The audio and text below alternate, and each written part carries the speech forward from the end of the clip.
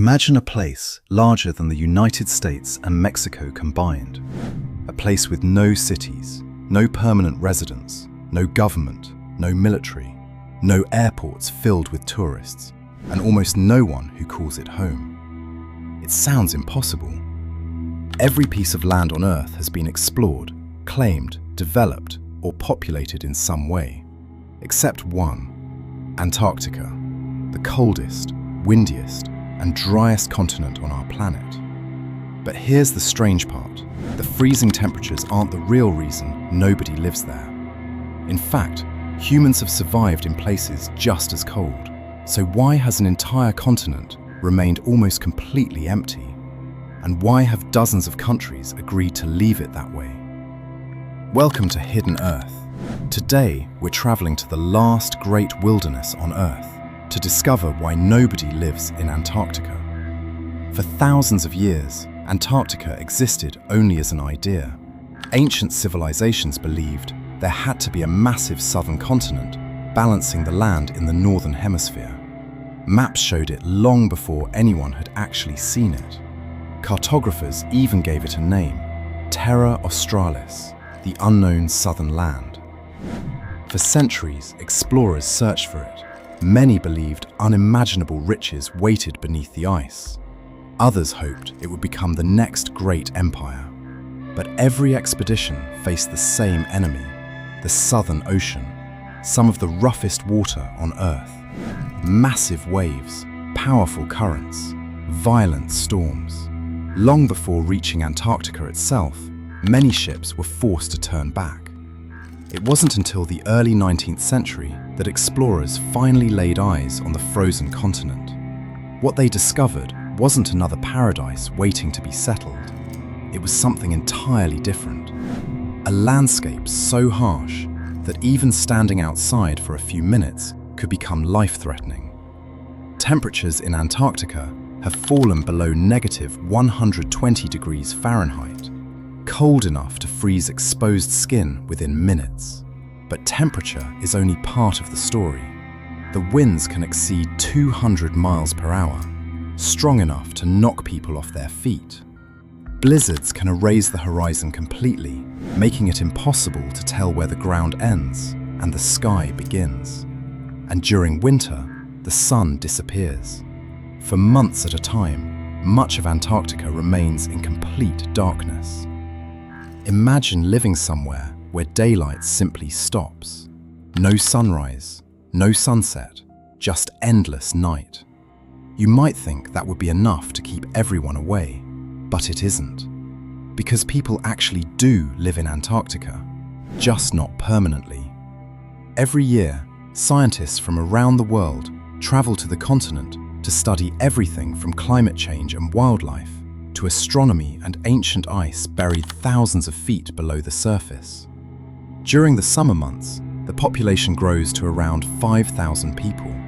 When winter arrives, that number drops to roughly 1,000. They live in research stations scattered across the ice, small communities where every meal, every gallon of fuel, every medical supply, and every piece of equipment has to be shipped or flown in from thousands of miles away. Nothing grows naturally. Almost nothing can be produced locally. Every single day depends on supplies arriving from the outside world. And that's only the beginning of Antarctica's story. Because the biggest mystery isn't why people don't live there, it's why almost no one is allowed to own it. In almost every corner of the world, land belongs to someone.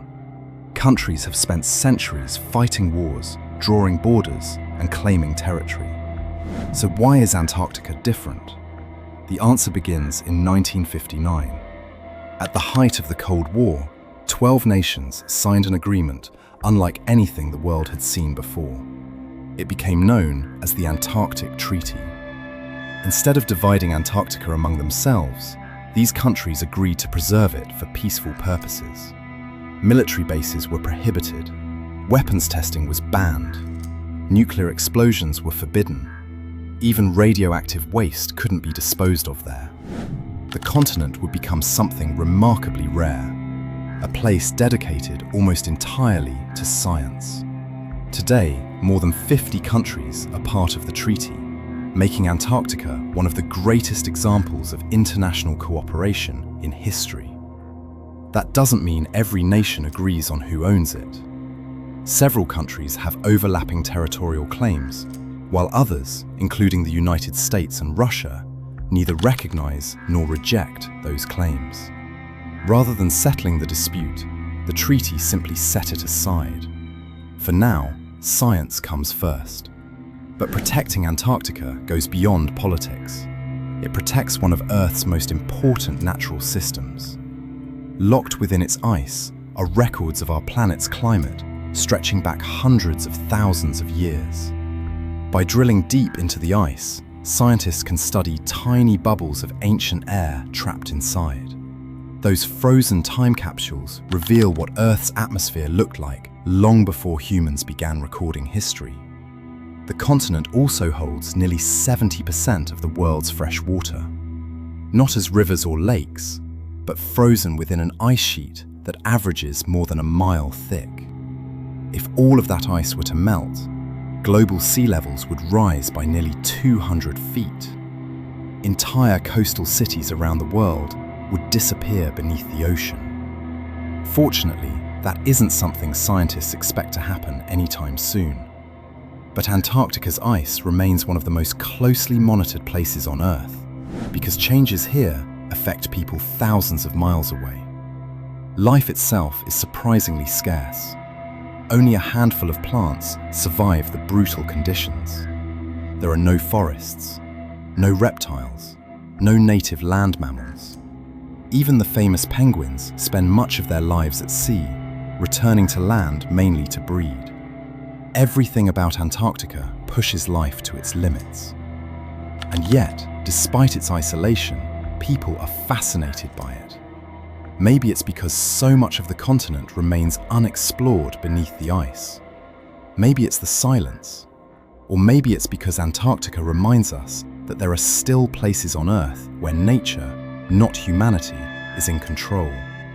In a world where cities continue to grow, forests disappear, and satellites map nearly every inch of the planet, Antarctica stands apart. It doesn't belong to a king, or a president, or a corporation. It belongs, in many ways, to everyone, and to no one. Perhaps that's exactly why it continues to capture our imagination. Not because nobody lives there, but because it's one of the last places on Earth that still feels truly wild. Thanks for joining us on another journey across Hidden Earth. If this story fascinated you, there are countless more waiting to be uncovered. Subscribe for more documentary-style stories from around the world, and continue your journey by watching the next episode on your screen. Until next time, keep exploring.